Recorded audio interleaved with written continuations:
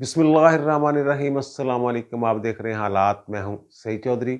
वज़ीर दाखिला राना सनाउल्लाह खान मंशियात के मुकदमा से बरी हो गए हैं। ये वही मुकदमा है जो जुलाई 2019 में इमरान खान की मुबैना इमा और साजिश के तहत दर्ज किया गया था। अब वो बरी हो गए। उस वक्त भी किसी ने यकीन नहीं किया था कि राना सनाउल्लाह खान इस वारदात में या ऐसे किसी जुर्म में मुलव्वस हो सकते हैं। अब जबकि राना सनाउल्लाह खान साहब बरी हो गए हैं मुकदमे से, तो क्या वो उन लोगों के खिलाफ कोई कार्रवाई कर सकते हैं जिन्होंने उन्हें इस झूठे मुकदमे में फंसाया था? अगर वो कर सकते हैं तो पाकिस्तान का कानून क्या कहता है? उन्हें कितनी सजाएं हो सकती हैं? कैसे कार्रवाई होगी? और क्या इमरान खान साहब उसकी पकड़ में, हमारे कानून की पकड़ में आ सकते हैं? और अगर पकड़े जाते हैं तो क्या इमरान खान साहब की सियासत जो है, जो उनकी पार्लिमानी सियासत है, वो ख़त्म हो सकती है? बड़े गहरे और दूररस निकात के हामिल कुछ कानूनी निकात हैं जो मैं आपके साथ शेयर करूंगा।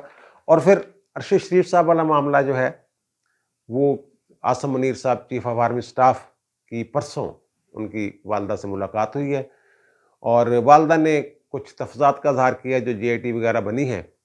तो उस पर ये बताया ये गया है कि उन्होंने ये कहा कि आप तसल्ली रखें, आपके बेटे का खून रायगा नहीं जाएगा। और फिर वहाँ जो कीनिया जाने की टीम, जो हमारी इन्वेस्टिगेशन टीम है JIT, वो वहाँ जाने की तैयारी कर रही है। और वहाँ जो दो मुलज़म, नामजद मुलज़म हैं, वकार और खुर्रम वगैरह, ज़ाहिर दोबारा फिर उनको वापस लाने की कोशिश की जा सकती है, कुछ और मामलात भी हो सकते हैं।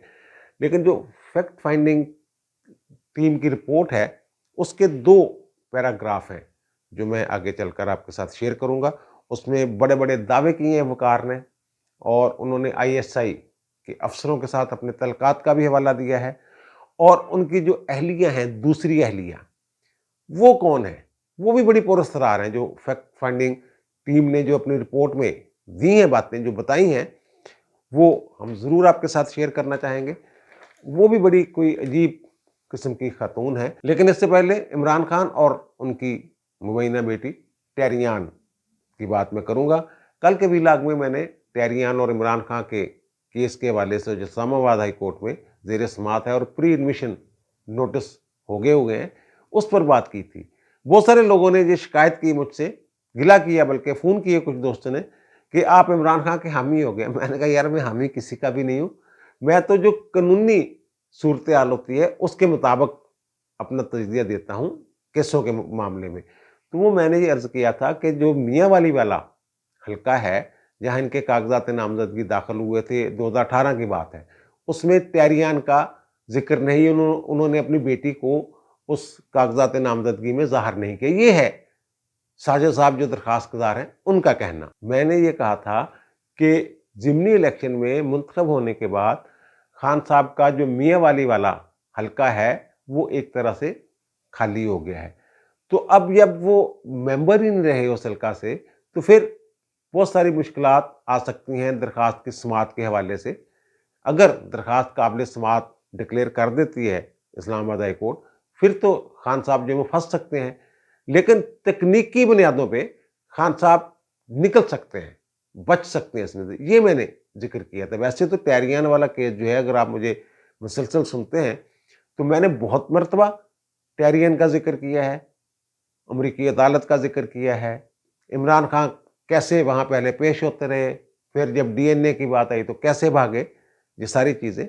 और इसमें जो जो ये वाला इस्लामाबाद वाला केस है ना, इसमें जो दस्तावेज़ात सामने आई हैं, ख़ास तौर पे वो डिक्लेरेशन, इमरान खान का मुसद्दका जो पाकिस्तान में इन्होंने तस्दीक करवा के भेजा था US की अदालत को, जिसमें वो बच्ची की टैरियन की गार्डियनशिप के हवाले से ये कह रहे हैं, वो आपको दिखा भी देते हैं। वो मुसद्दका जो इनका डिक्लेरेशन है, जो इन्होंने वहाँ कहा है अदालत में कि ना, मैं तो इसकी परवरिश कर नहीं सकता, तो आप दे दें इसकी खाला को, जो किसको भी उन्होंने कहा हुआ है। तो वो पाकिस्तान से टेस्ट हुआ है। अब खान साहब, बहुत सारे लोग ये कहते हैं ना, खान साहब ने ये एक जुर्म का इर्तिकाब किया है। जो सीता वाइट से मुरासम थे, हमारे मुल्क के कानून के मुताबिक, ताज़ीरात पाकिस्तान के मुताबिक भी, इस्लामी कानून के मुताबिक भी, ये एक जुर्म है जिसकी सजाएं मुकर्रर हैं। اخلاقی طور پہ بھی ہمارے ہاں جرم سمجھا جاتا ہے یہ. تو پھر پاکستان میں ان کے خلاف مقدمہ کیوں نہیں چلایا جا سکتا؟ عمران خان کی بات کر رہا ہوں. وہ کہتے ہیں جناب وہ کینیا والا جو معاملہ ہوا ہے ارشد شریف والا، وہ پاکستان میں ایف آئی آر درج ہو سکتی ہے، تو وہاں کیوں نہیں ہو سکتی؟ وہ اس پہ بہت لوگوں نے غور کیا. جب افتخار محمد چوہدری صاحب ان کے مخالف ہو گئے ہیں نا، انہوں نے بھی سیاسی جماعت بنائی، ان کے ہی بندے نے سب سے پہلے ٹیرین والا ایشو اٹھایا تھا عمران خان کے خلاف. ان کے مد مقابل امیدوار تھے افتخار چودھری کی جماعت کے جو بندے تھے، اور وہ پھر جب آر او نے، ریٹرننگ آفیسر نے کاغذات مسترد کر دیے، پھر اپیل میں چلے گئے. وہ اپیل میں جا کے وہ بندے کی سیٹی فٹ ہو گئی، گیٹی فٹ ہو گئی کہہ لیں آپ، عمران خان کے ساتھ، اور وہ پی ٹی آئی میں چلے گئے. بجائے اس کے کیس لڑتے، انہوں نے اپنا کیس ہی واپس لے لیا تھا. اس طرح کا معاملہ اصل میں یہ جو تعزیرات پاکستان کی دفعہ 3 ہے نا، وہ یہ کہتی ہے کہ کسی دوسرے ملک میں کوئی بندہ جرم کرتا ہے اور وہ پاکستان میں بھی جرم ہے، تو پھر یعنی پاکستانی کوئی، پاکستان کا شہری دوسرے ملک میں کوئی جرم کرتا ہے یا کسی جرم کا شکار ہوتا ہے، تو پھر پاکستان میں بھی ایف آئی آر درج ہو سکتی ہے.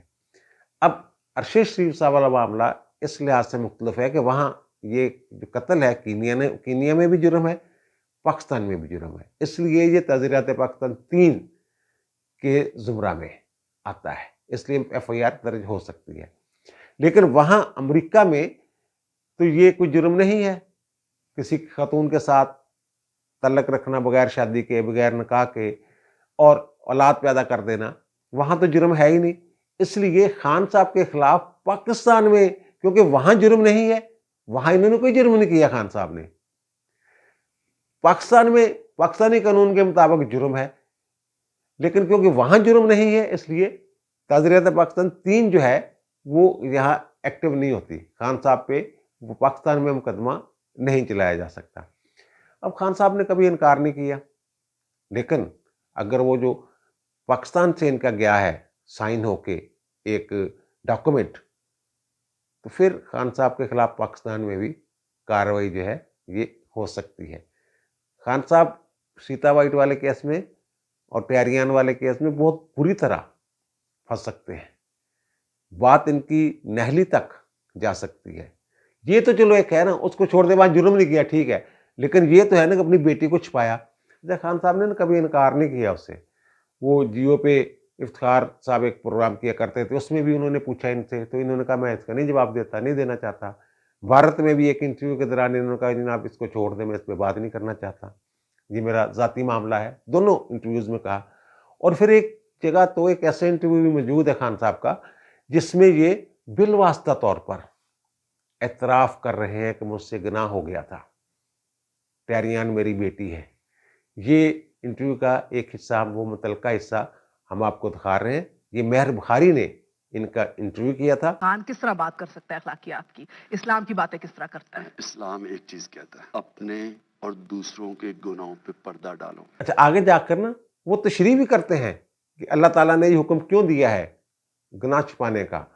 تو وہ کہتے ہیں کہ اگر میں اپنی غلطیوں کا، کمزوریوں کا اعتراف کر بھی لیتا ہوں تو اس سے کیا فرق پڑے گا، یہ معاشرے کو تباہی کی طرف لے جانے والی بات ہوگی. جو میرے فالوورز ہیں نوجوان، ان کے لیے میں کیا مثال قائم کروں گا.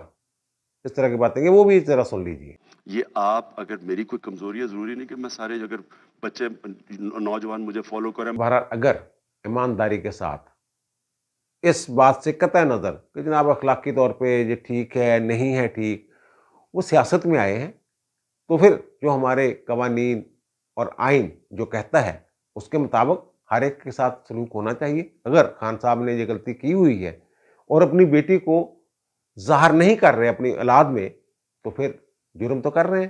چلو فوج زیادہ کارروائی نہ بھی ہو، لیکن نہلی والا معاملہ تو بنتا ہے نا. ویسے لوگوں کو جو خان صاحب کے پیروکار ہیں، فالوور جو ہیں، وہ تقریباً یہ قبول کر چکے ہوئے ہیں کہ جناب جوانی جی خان صاحب تو غلطی ہو گئی سی، انڈیا بھی غلطیاں ہوندی رہی ہیں، پتہ نہیں کتنے کتنے غلطیاں کرے. پلے بوائے دے طور پہ مشہور سی کلنڈر جیسے کہ خان صاحب حرکتیں تو کرتے رہے. اچھا، اب آتے ہیں جناب رانا ثناء اللہ خان صاحب کی طرف. رانا ثناء اللہ خان صاحب کو منشیات کے مقدمے میں رنگی ہاتھوں یہ کہتے ہیں پکڑا تھا جناب جولائی 2019 میں. اے این ایف نے جناب بڑی کارروائی کی، اور جناب پھر لے گئے پکڑ کے ان کو، پہلی پیشی پہ ہی جوڈیشل ریمانڈ پہ جیل بھجوا دیا گیا، انہوں نے ریمانڈ مانگا ہی نہیں، اور بڑی پریس کانفرنس کی تھی اس وقت. وہ کیا نام ہے جو بابرا شریف کا رشتہ دار ہے، شہریار افریدی، بابرا شریف کی بھی آج میرے خیال سالگرہ ہے، 68 سالگرہ، 68 سال کی شاید وہ ہو گئی. تو وہ جناب شہریار افریدی صاحب نے اور ANF کے جو ڈائریکٹر جنرل تھے انہوں نے ایک پریس کانفرنس کی تھی، اور اس میں وہ کہا تھا جناب یہ پکڑ لیا، ہمارے پاس فوٹیج بھی ہے، ریکارڈنگ بھی ہے. ایسا جب واقعہ ہوتا ہے چھاپے چھپے کا، خاص طور اتنے بڑے بندے کا، تو وہ جو فورسز ہیں وہ بناتی ہیں اس کی ویڈیو، لیکن ان کی ویڈیو نہیں تھی، بنائی نہیں انہوں نے. وہاں پھر بہت ساری باتیں کہتے ہیں جان اللہ کو دینی ہے، اسمبلی میں بھی کہا، اور پھر ایک موقع پہ انہوں نے یہ بھی کہا شہریار افریدی نے کہ بھائی اگر میں نے کوئی انتقامی کارروائی کی ہو تو اللہ تعالیٰ مرتے وقت مجھے کلمہ نصیب نہ کرے. اس طرح کی باتیں شہریار، جبکہ پوری دنیا کہہ رہی تھی یار یہ شکاری کتوں کی طرح نا بو سونگتے پھر رہے تھے کہ انتقام پہ اترے ہوئے تھے خان صاحب. اور ان حالات میں جب خان صاحب کی خواہش تھی کہ تمام اپوزیشن جیلوں میں ہو، تو یہ اس جیسا گھاگ اور زیرک سیاستدان اور تیز بندہ رانا ثناء اللہ جیسا، وہ یہ واردات ڈالے گا، اپنی گاڑی میں لے کے پھر رہا ہوگا. اب تو وزیر داخلہ ہیں، اب تو ان کے پاس ایسی شہادتیں بھی موجود ہیں کہ یہ شہزاد اکبر، عمران خان، وہ ANF والے اور پولیس جو ہے اسلام آباد، ان کو بھی ملوث کرنے کی کوشش کی. ان کے پاس گواہی موجود ہے میری اطلاع کے مطابق، رانا ثناء اللہ صاحب کے ایک سابق IG جو ہیں اسلام آباد کے، وہ گواہ کے طور پہ رانا ثناء اللہ کے پاس موجود ہیں کہ ان کو کہا پہلے کہ جناب ہم ان کے جو لاجز ہیں، پارلیمنٹ لاجز، وہاں رکھ دیں گے خان صاحب کے، وہ رانا ثناء اللہ کے، تو پھر آپ چھاپا مار کے پکڑ لیجیے. انہوں نے کہا میں کتنا پھل رہا ہوں، تھی کہہ رہے چکرانچ پا رہے ہو، میں نہیں کرنا. پھر انہوں نے جناب شہریار افریدی نے کہا میں تمہیں کر کے دکھاؤں، اور پھر ANF کے جو بھی سربراہ تھے، میجر جنرل صاحب، وہ بھی باقاعدہ پریس کانفرنس کی انہوں نے ساتھ بیٹھ کے. انہوں نے کوشش کی، جیل میں بڑا تنگ کیا، چینی پھینک دیتے تھے کمرے میں ان کی. وہ رانا صاحب نے بتایا، بڑی دیر بعد بتایا، پھر چونٹیاں آ جاتی تھیں، تو پھر وہ انہوں نے جرابیں جروبیں بیچارے پہن کے، کپڑے کپڑے جرابوں میں دے دو کے اپنے آپ کو بچاتے تھے، زمین پہ سلاتے تھے ان کو. تو یہ انتقامی، اور اس میں پتہ کتنی سزا ہے؟ موت کی سزا ہے. اور جو بندہ، جو جج ان کی ضمانت لینے والا تھا، ارشد مسعود صاحب، جب انہیں پتہ، پہلے دلائل دیتے رہے، لیکن جب یہ پتہ چلا کہ ان کی ضمانت منظور ہونے والی ہے، تو پھر اچانک اسلام آباد سے ایک نوٹیفکیشن آ جاتا ہے جناب یہ جو اس متعلقہ جج ہوتے ہیں، اینٹی نارکوٹکس وغیرہ کا جو کیس سنتے ہیں، منشیات وغیرہ کے، وہ عدلیہ سے مستعار لیے ہوتے ہیں وفاقی حکومت نے. تو انہوں نے فوری طور پہ ان کی خدمات واپس کر دی، حالانکہ 3 سال کا ٹرنیور تھا ان کو. بس وہ کہنے نہیں آپ اب جج نہیں، تو ان کا جج نہیں رہ جاؤ. اور یہ بھی میں نے اس پہ تحقیق کی تھی اس وقت کہ یہ کہہ رہے ایک دن پہلے ہم نے کر دیا تھا جناب، انہیں ٹرانسفر یا واپس بھیج دی تھی ان کی خدمات. وہ اسی دن اور اسی ٹائم، تھوڑا سا ٹائم کا فرق تھا، 10-15 منٹ کا، جب یہ عدالت میں کہتے ہیں آپ تو ٹرانسفر ہو گئے، کل کے ہو گئے ہوئے، تو اسی دن فیکس کے اوپر ڈیٹ اور ٹائم لکھا ہوتا ہے. یہ انہوں نے جھوٹ بولا عدالت سے. بہرحال ارشد مسعود صاحب ٹرانسفر ہو گئے. بعد میں پھر کیس انہوں نے لگایا نہیں کافی عرصہ جج، پھر وہ ہائی کورٹ سے ان کی ضمانت ہوئی، تو پھر وہ اب بری ہو گئے ہیں. اب وہ کیا کارروائی کر سکتے ہیں؟ کیا کوئی کارروائی ہو سکتی ہے ان کے خلاف؟ نہیں ہو سکتی. جنہوں نے خان صاحب کو پھنسایا، یہ خان صاحب سے رانا ثناء اللہ، دوسرا عمران خان، سمجھا کرو. اچھا، وہ ایک تو ہے تعزیرات پاکستان کی دفعہ 109، ویٹمنٹ جس کو کہتے ہیں، اماعت سازش کے ہم خیال ہو کے، ہم مشورہ ہو کے یہ واردات ڈالی. اس کو ہر جو میں بولوں گا دفعہ، ان کے ساتھ 109 ضرور ملا کے پڑھنی ہے. یعنی جو عملاً کام کرنے والا مجرم ہے، وہی کام، وہی سزا 109 کے تحت جو سازش تیار کرنے والے ہیں، جن کی اماں پہ ہوا ہے. یہ اماں ثابت کرنا آسان ہے کیونکہ رانا ثناء اللہ کے پاس گواہ موجود ہیں کہ یہ جو شہریار افریدی، عمران خان اور وہ DG ANF اور وہ شہزاد اکبر، ان سب کی ملی بھگت. بلکہ تھوڑا سا آگے جائیں تو 2 اور بیوروکریٹ بھی اس میں آتے ہیں جو بڑے قریب تھے عمران خان کے، وہاں اعظم خان اور IB کے جو صاحب تھے بڑے وہ والے، اس طرح کے معاملات۔ اچھا، اب تعزیرات پاکستان کا سیکشن دفعہ ہے 193 193، وہ کہتے ہیں کہ جوڈیشل پروسیڈنگ کے دوران اگر کوئی جان بوجھ کر جھوٹی گواہی بناتا ہے، یہ جھوٹی گواہی بنائی نا انہوں نے کہ جناب ایف آئی آر اور برآمدگیاں اور یہ وہ سارا کچھ، تو پھر اس بندے کو پتہ کتنی سزا ملنی ہے؟ 7 سال قید اور جرمانہ۔ اور جوڈیشل پروسیڈنگ کا مطلب یہ نہیں ہے، اس میں وضاحت کی گئی ہے 193 میں کہ عدالت کی کاروائی، نو، وہ کہتے ہیں ایف آئی آر کے بعد جو پولیس تفتیش ہے وہ بھی جوڈیشل کاروائی سمجھی جاتی ہے۔ پولیس تفتیش کے دوران اگر یہ کرتا ہے، اور پھر تعزیرات پاکستان کا ایک اور سیکشن ہے 194 دفعہ 194، وہ کہتے ہیں کہ ایسا مقدمہ جس میں سزائے موت مقرر ہو، جیسے یہ ان کے خلاف جو مقدمہ تھا رانا ثناء اللہ کا، اس میں سزائے موت مقرر تھی، ایسے مقدمے میں یہ جھوٹ بولنا، جھوٹی گواہیاں تیار کرنا، جھوٹی گواہی دینا، اس کی سزا 10 سال ہے۔ اگر دوران تفتیش کوئی بندہ جھوٹ بولتا ہے تو 193 کے تحت اس کے لیے بھی 7 سال قید کی سزا ہے۔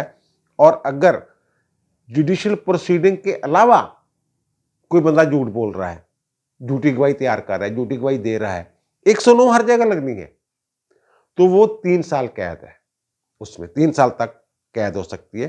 اور پھر جو دفعہ 194 کی بات کی ہے نا میں نے، اگر جھوٹی گواہی پہ، جھوٹے مقدمے پہ کسی بندے کو سزا ہو جاتی ہے خدا نخواستہ موت کی، تو پھر جو لوگ اس کو جھوٹ بول کے سزا دلوانے میں ملوث ہوں گے ان کو بھی وہی سزا ملے گی۔ اگر ایگزیکیوٹ ہو جاتی ہے تو ان کو بھی وہی ملے گی۔ اور پھر 195 ہے تعزیرات پاکستان کی دفعہ، وہ کہتے ہیں کہ ایسا مقدمہ جس میں 7 سال تک سزا ہو، اس میں تو سزائے موت تھی نا، تو پھر اس کو اتنی ہی سزا ملے گی جتنی عدالت نے جھوٹوں کو اتنی ہی سزا ملے گی جتنی کہ عدالت نے ان کی گواہیوں کی بنیاد پہ یا جھوٹے مقدمے کی بنیاد پہ جو اس کو سزا سنائی ہوگی۔ اور پھر اگر کوئی بندہ جتنی سزا کاٹ چکا ہو جھوٹے مقدمے کی بنیاد پہ، تو پھر ان لوگوں کو جو جھوٹ بول کے اس کو پھنساتے ہیں ان کو بھی اتنی ہی سزا ملے گی۔ ہمارے پتہ کیا ہے، عام طور پہ یہ سمجھ جاتا ہے کہ جھوٹے مقدمے درج کروانا، جھوٹیاں گواہیاں دینا یہ کوئی جرم ہی نہیں سمجھا جاتا، ہماری عدالتیں بھی اگنور کر دیتی ہیں، بس وہ کہتے ہیں اس کی شہادت، یار یہ مقدمہ خارج کر دو، اس کی شہادت نہیں ماننی، چھوڑ دو، یہ کر دو، ختم ہو گیا۔ یہ جو میں ذکر کر رہا ہوں نا کہ جھوٹے مقدمے درج کروانے والے، جھوٹی گواہیاں دینے والے، جب چیف جسٹس تھے آصف سعید کھوسہ صاحب تو انہوں نے کارروائی بھی شروع کی تھی۔ ظاہر ہے جب وہ گئے، جدھر گئیں کشتیاں ادھر گئے ملا، کون پوچھتا پھر بات چاہیے ججمنٹس نو۔ یہ سارا ایشو ہے۔ اگر یہ رانا ثناء اللہ صاحب کارروائی کرنا چاہتے ہیں تو تعزیرات پاکستان کی مختلف دفعات 193 194 195 کے تحت ان کے خلاف وہ کارروائی کر سکتے ہیں، تمام لوگوں کے خلاف، ان کے خلاف بھی جو کہتے رہے ہیں کہ جناب مجھے کلمہ نصیب نہ ہو، ان لوگوں کے خلاف بھی جو وردی پہن کے بیٹھے ہوتے تھے ساتھ پریس کانفرنس میں اور کہہ رہے ہیں کہ جناب یہ بالکل ہمارے پاس یہ ثبوت موجود ہیں۔ اور یہ مقدمہ جو ہے نا، یہ جب خان صاحب کی ضمانت ہوئی نا ثناء اللہ کی، تو یہ ان کو انہوں نے بڑے خوشگوار موڈ میں، شہباز شریف نے کہا تھا کہ رانا تیری بیل سانو 16 ارب روپے پہ ہی آ، وہ ان کو غائب کر دے نا پکڑنے کے بعد، وہ وہیں سے تو پکڑے گئے تھے یہ کہ جو ٹائمنگ تھی وہ گڑبڑ کر گئی کہ اتنے بجے پکڑا، اتنے بجے بولے، وہ بیچ میں وہاں پہنچے نہیں تھے، وہ پکڑے گئے تھے۔ جو سیف سٹی پروجیکٹ ہے، جو کیمرے ہیں C C T V safe city کے، اس کے نتیجے میں اس کی فوٹیج نے پکڑوایا تھا ان کو کہ جناب یہ تو سارا جھوٹ بول رہے ہیں، ایسا تو ہوا ہی کچھ نہیں جیسے یہ سٹوری بنا کے بیٹھے ہوئے ہیں۔ تو وہ اس میں 16 ارب روپے جو ہے نا، وہ 16 ارب روپے کا پروجیکٹ تھا شہباز شریف کا، یہ سیف سٹی کیمروں والا۔ تو اس نے کہا تھا رانا تیری بیل قوم نے 16 ارب پہ ہی ہے۔ بہرحال اب یہ اگر کارروائی کرنا چاہیں، اور پھر یہ بھی قانون موجود ہے کہ اگر کسی کو جھوٹا گواہ ڈکلیئر کر دے تو پھر اس کی کبھی شہادت جو ہے دوسری عدالتوں میں قبول نہیں ہوتی، ایک بات۔ اور دوسری یہ کہ اگر عدالت کسی کو جھوٹا ڈکلیئر کر دے تو پھر وہ 62(1)(f کے تحت آ جاتا ہے۔ اگرچہ خان صاحب جو ہیں وہ عملاً انہوں نے ہتھ کڑیاں نہیں لگائیں، لیکن ان کی اما پہ ہوا سارا کچھ، سازش انہوں نے تیار کی، ان کے حکم پہ یہ سازش تیار ہوئی، تو پھر اگر یہ کاروائی ہوتی ہے 109 کے تحت تو پھر خان صاحب 62(1)(f کے تحت بھی آتے ہیں، 3 سال بھی سزا ہو سکتی ہے، 7 سال سزا بھی ہو سکتی ہے، مختلف سزائیں ہیں وہ ہو سکتی ہیں اگر کاروائی کرنا چاہیں، نہیں کرنا چاہیں تو نہ کرنے۔ اب جناب ارشد شریف والا جو کیس ہے نا، اس کی جو فیکٹ فائنڈنگ رپورٹ ہے، اس کے 2 صفات جو میری نظر سے گزرے ہیں وہ ہم آپ کو باری باری دکھائیں گے بھی۔ تو اس میں تو وہ بڑے عجیب و غریب کردار ہے وقار جو ہے، اور جو ان کی اہلیہ ہیں، اس کا جو پیراگراف نمبر ہے 261 سے لے کے 263 تک، وہ جو وقار کی اہلیہ ہے نا مورین وقار صاحبہ، اس کے حوالے سے ہماری جو ٹیم ہے وہ کہتے ہیں کہ نا وہ تو بڑی تیز کمال کا مشاہدہ رکھنے والی وہ خاتون ہیں، اور وہ کہتے ہیں کہ ایسے لگ رہا تھا جیسے وہ کوئی انٹیلیجنس افیسر ہوں۔ وقار جو ہے اس کے بڑا زیر اثر ہے، وہ وہاں کے کسی قبیلے کے کسی بڑے کی وہ بیٹی ہیں، لیکن وہ کہتے ہیں کہ وہ مکسڈ ریس ہیں، اٹالین بھی ہیں، اور وہاں کے جو ٹرائب ہے اس کے کسی بڑے کے ایلڈر کی یا سردار کی بیٹی بھی ہے، وہ دوسری بیوی ہیں وقار کی۔ اور وہ جو انہوں نے وہاں کاروبار شروع کیا ہے ٹریننگ کا، وقار سر نے اور اس کے بھائی نے، خرم وغیرہ نے، وہ کہتے ہیں وہ ہمارے سامنے اس نے تسلیم کیا، یہ وقار نے، کہ یہ اسی خاتون کے ذہن کی پیداوار، اسی نے ہمیں یہ مشورہ دیا تھا کہ جناب یہ کام جو ہے، وہ برین چائلڈ کہتے ہیں نا، وہ اس خاتون کے ذہن کا وہ سارا کچھ پلان شلین ہے۔ وہ کہتے ہیں کہ جناب وہ تو عالمی سطح پہ جو شوٹنگ ایکسپرٹ مانی جاتی ہے خاتون جو ہے، اور پھر وہ انسٹرکٹر بھی ہے، ٹرینر بھی ہے، اور وہ جو کہتے ہیں جو پولیس والے متعلقہ لوگ جو وہاں کا تفتیشی ہے، وہاں وقار نے کہا جناب یہ جو میرا ادارہ ہے نا ایمو ڈمپ پتہ نہیں کیا نام ہے اس کا، تو اس کی جو انسٹرکٹر ہے، لیکن وہ اس کی اصل میں وہ کہتے ہیں بیوی ہے، اور کہتے ہیں وہ جب بھی ہم انٹرویو کرنے گئے ہیں ان کا، وقار کا اور خرم کا، یہ اس کے ساتھ رہی ہے، اور وقار جو ہے وہ اس سے پوچھے بغیر کوئی بات ہی نہیں کر رہا تھا، یعنی وہ اس کی رہنمائی میں بات آ کے چل رہی تھی، اور وہ کہتے ہیں وہ خاتون کی تو اس کا رویہ بھی ہمارے ساتھ تھوڑا سا جا رہا تھا، اور اس نے وہ کہتے ہیں علیحدگی میں بھی اور اکٹھا بھی ہم سے یہ پوچھا کہ اس بات کی کیا گارنٹی ہے، کیا ضمانت ہے کہ آپ لوگ وقار کو اس کیس میں ملوث نہیں کریں گے۔ وہ کہتے ہیں حالانکہ اس وقت تک ہم نے تو ایسا کچھ ظاہر بھی نہیں کیا تھا، لیکن وہ خاتون ایسے جیسے کسی کے دل میں چور ہوتا ہے یا کیا ہوتا ہے، وہ کہتے ہیں یہ وہ اہم ترین گواہوں میں سے خاتون جو ہے وہ کی وٹنس بن سکتے، کی وٹنس کا لفظ وہاں لکھا ہوا ہے کہ کی وٹنس وہ خاتون جو ہے وہ بن سکتی ہے۔ اور وہ کہتے ہیں جو انہوں نے ہمیں CCTV فوٹیج نہیں دی نا، وہ اس خاتون کے منع کرنے پر انہوں نے دی، اور جو وقار صاحب ہے، اور وہ خرم تو وقار کے زیر اثر ہے، جیسے وہ کہتا ہے ویسے ہی وہ چھوٹا بھائی ہے وقار کا، تو وہ کہتے ہیں وہ خرم وہی کرتا ہے۔ وہ کہتے ہیں فوٹیج جو ہم نے کہا تھا جناب فوٹیج دکھائیں جہاں وہ ٹھہرے ہوئے تھے ارشد شریف صاحب، اور وہ آپ کے جو گھر شہر ہیں، جو بھی فوٹیج وغیرہ ہے وہ اپارٹمنٹ وغیرہ کی، تو وہ انہوں نے وہ کہتے ہیں فوٹیج ہم نے دیکھی، تو جب ہم فوٹیج دیکھ رہے تھے تو خرم جو تھا وہ اپارٹمنٹ سے غائب ہو گیا، چھوڑ کے چلا گیا۔ یہ چلو یہاں تک تو ٹھیک ہے۔ پھر وہ ہم نے کہا جناب اس کی کاپی دے دیں، 2 کاپی ہمیں بھی دے دیں اس کی، تو ہم بھی اس کو کر لیں گے۔ اس نے کہا ٹھیک ہے جی میں دے دیتا ہوں۔ بعد میں وہ مکر گیا، اس نے کہا جناب 19 اکتوبر والی جو ہے نا فوٹیج وہ مسنگ ہے، وہ پتہ نہیں کہاں ہے، وہ نہیں مل رہی۔ اور پھر انہوں نے یہ کہا کہ جو فوٹیج ہے نا وہ جو لوکل اتھارٹیز ہیں ان کو بھی انہوں نے نہیں دی ہے، ان کو بھی نہیں دی ہے انہوں نے۔ اور پھر آگے جا کے وہ کہتے ہیں کہ جو وقار ہے وہ پاکستان میں کہتا جناب میرے بڑے تعلقات ہیں، بڑے رابطے ہیں، دعویٰ کیا اس نے، اور کس کس کے ساتھ اس کے تعلقات ہیں۔ ایک تو وہ کہہ رہے ہیں جناب کوئی MPA ہیں شہریار مہر صاحب، میرے خیال وہ PTI کے ہیں، ایک سینیٹر ہیں علی جامود صاحب، اور پھر وہ کہتے ہیں شبر بجلانی صاحب کے ساتھ۔ لیکن ایک نام پھر وہ کہتے ہیں کہ وہ جو ISI کے سیکٹر کمانڈر اسلام آباد ہیں ان کے ساتھ بھی میرے بڑے गहरे मरासम में बड़ा तल्लक है। वो सेक्टर कमांडर वही हैं जिनके बारे में ये फ़हीम, ब्रिगेडियर फ़हीम का नाम लेते हैं बार-बार। अच्छा, वो कहते हैं जब फुटेज वाला मामला आया ना, तो हमने कहा जनाब फुटेज दे दें हमें। उसने ये कहा कि मैं पहले सेक्टर कमांडर के साथ इसको चेक करूँगा, यानी उसके साथ बात करूँगा, फिर मैं बताऊँगा कि देनी है कि नहीं देनी। पता नहीं क्या तासर देने की कोशिश की, लेकिन वो जो फैक्ट फाइंडिंग कमेटी है, जो टीम थी, उसने ये लिखा कि ये क्लियर नहीं हुआ उसकी बातों से कि जनाब इसके तल्लुकात पुराने हैं सेक्टर कमांडर के साथ, या 23 अक्टूबर को जब ये सानिया हुआ है अरशद शरीफ वाला, उसके बाद हुई है। शकूक पैदा करने की कोशिश की, शुबहात पैदा करने की कोशिश की उस बंदे ने कि जनाब ये भी। अब मेरी जो तहकीक है, जो मेरी इतला है कि ये साहब जो कह रहे हैं मेरे तल्लुकात हैं, ये अरशद शरीफ साहब की वजह से ये उनको जानते थे।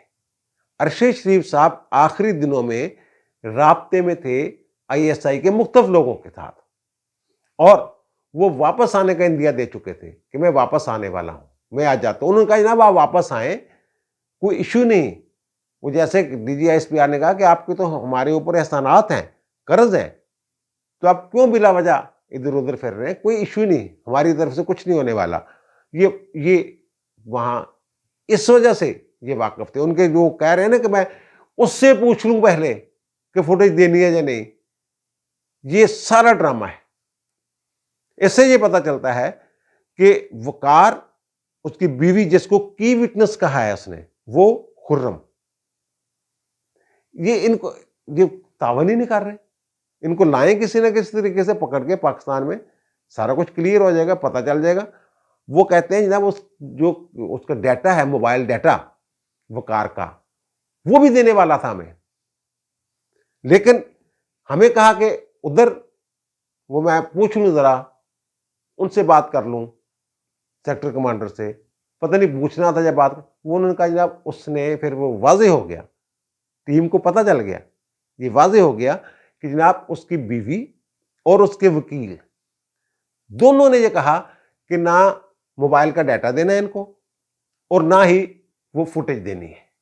ये सारा इस मामले को उलझाने के लिए, ये सारे जब आपको निकलेंगे ना चीजें, जो जब मैंने जिक्र किया है कि आसम मुनीर साहब जो हैं वो मिले हैं उनकी वालदा से परसों, तो उसके बाद सूरत देखिएगा आप। ये जो खून है ना अरशद शरीफ का, ये रायगा नहीं जाना, ये इसके कातिल पकड़े जाने हैं, और जब पकड़े जाएंगे आप हैरान हो जाएंगे। ये वो लोग नहीं हैं जिनकी तरफ PTA वाले इशारा कर रहे हैं।